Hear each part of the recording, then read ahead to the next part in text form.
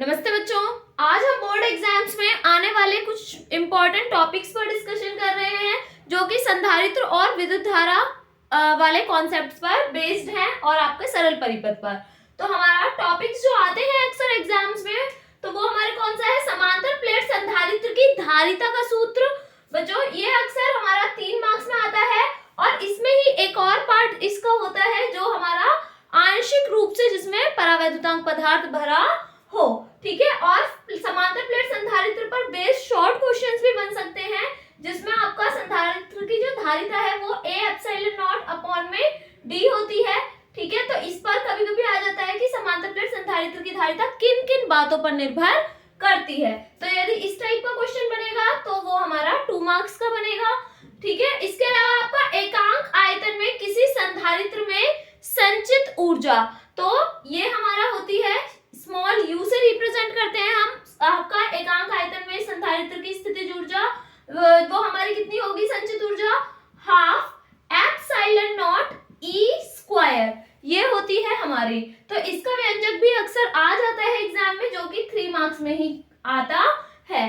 विभव प्रवणता की डेफिनेशन आ सकती है 1 मार्क्स में, या फिर विभव प्रवणता तथा वैद्युत क्षेत्र की तीव्रता में संबंध भी आ सकता है और ये क्वेश्चन जो है वो 1 मार्क्स के अंदर ही आता है, ठीक है। और बट इस पर आधारित कुछ न्यूमेरिकल्स भी आ सकते हैं जो कि 1 से 2 नंबर के न्यूमेरिकल्स होते हैं।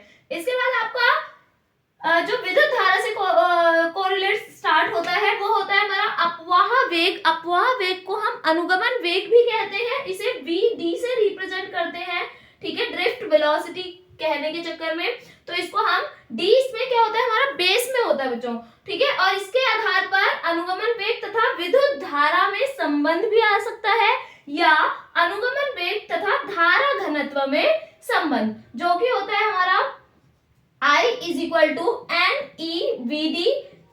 तो ये विद्युत धारा और अनुगमन वेग में संबंध हो गया, जबकि जो धारा घनत्व होता है वो I अपॉन में A की फॉर्म में बन जाता है जिसको हम J से रिप्रेजेंट करते हैं। तो वो हमारा हो जाएगा J बराबर A को अगर हम इधर शिफ्ट कर देते हैं तो NEVD। तो ये हमारा दोनों में संबंध आ सकता है जिसकी डेरिवेशन फॉर्म में आएगी जो कि आपकी 3 मार्क्स में आती है, ठीक है। इसके आधार पर आपका वैद्युत अपघटन संबंधी किरचॉफ के नियम, किरचॉफ के 2 नियम हैं। धारा का नियम कहा जा सकता है या उसको संधि का नियम भी कहा जाता है, पहला नियम, जबकि दूसरा नियम हमारा वोल्टता का नियम है।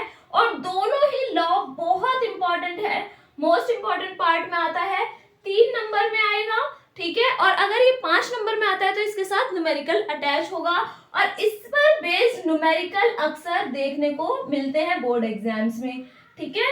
इसके अलावा आपका व्हीटस्टोन सेतु, व्हीटस्टोन सेतु हमारा इसका सिद्धांत, रचना, कार्यविधि, जो भी क्वेश्चन पूछेगा, जिस भी रिक्वायरमेंट के अकॉर्डिंग पूछेगा उसी के अकॉर्डिंग इसके मार्क्स निर्धारित होंगे जो कि 3 से 5 के बीच में होते हैं, ठीक है। और व्हीटस्टोन सेतु के आधार पर भी न्यूमेरिकल आता है क्योंकि व्हीटस्टोन सेतु जो है वो अप्रोक्सीमेट आपका किरचॉफ के द्वितीय नियम यानी बंद पाश के नियम पर कार्य करता है। तो न्यूमेरिकल्स इस पर बेस्ड भी बनते हैं जो कि किरचॉफ पर बेस्ड ही सॉल्व होते हैं। विशिष्ट प्रतिरोध या विशिष्ट चालकता, विशिष्ट प्रतिरोध जिसको रो से रिप्रेजेंट करते हैं, विशिष्ट चालकता सिग्मा होती है जो कि विशिष्ट प्रतिरोध का ही व्युत्क्रम होती है। विशिष्ट प्रतिरोध अक्सर एग्जाम्स में आता है, मात्रक पूछा जाएगा, विमा पूछी जाएगी, ठीक है इसकी, और ये 1 नंबर का ही क्वेश्चन आता है। और इसके आधार पर आपका कभी कभी क्वेश्चन बन जाता है कि हमें 2 तार दिए जाएंगे, एक का प्रतिरोध दिया जाएगा और तार की लंबाई को 2 गुना कर दिया जाएगा, व्यास को आधा कर दिया जाएगा, लंबाई को आधी कर दिया जाएगा, इस तरीके के क्वेश्चन बनते हैं और प्रतिरोध हमें नया प्रतिरोध ज्ञात करना होता है, ठीक है। तो उसके आधार पर इस पर बेस्ड जो न्यूमेरिकल्स बनते हैं वो हमारे 3 मार्क्स का न्यूमेरिकल या 2 मार्क्स का देखने को मिलता है, ठीक है। विद्युत प्रतिरोध तथा विद्युत चालकता, विद्युत प्रतिरोध तो ओम के नियम के आधार पर ही आती है, ठीक है। तो ओम का नियम बेसिकली अगर आता है तो अनुगमन वेग पर आधारित आता है हमारा ओम का नियम इन कॉन्सेप्ट्स में, जिसमें विद्युत प्रतिरोध हमारा जैसा कि ओम्स लॉ करता है उसी के अकॉर्डिंग आपका R बराबर V अपॉन में I की फॉर्म में आता है, ठीक है। और विद्युत चालकता भी विद्युत प्रतिरोध की ही व्युत्क्रम होती है, जिसे हम K से रिप्रेजेंट करते हैं 1 में R की फॉर्म में। ठीक है, तो इस पर बेस्ड जो भी क्वेश्चन बनता है वो अक्सर 1 मार्क्स का बनता है, या कभी कभी हमारे तुल्य धारिता के तुल्य प्रतिरोध पर बेस्ड जो क्वेश्चन बनते हैं वो हमारे 2 से 3 नंबर के कॉन्सेप्ट में बन जाते हैं। नेक्स्ट आपका किसी सेल के विद्युत वाहक बल, ठीक है, तथा टर्मिनल विभवांतर तथा आंतरिक प्रतिरोध में संबंध, जो कि होता है V is equal to E minus i small r, जहां पर V टर्मिनल विभवांतर, E आपका विद्युत वाहक बल, I विद्युत धारा तथा R आंतरिक प्रतिरोध है। तो यदि ये 1 नंबर के क्वेश्चन में भी बन जाता है, कभी कभी बहुविकल्पीय में भी बन जाता है, और अगर ये शॉर्ट में बनता है तो 1 मार्क्स में, और अगर आपका डेरिवेशन बेसिस पे आता है तो ये खंड द यानी 3 मार्क्स को कंटेन करता है।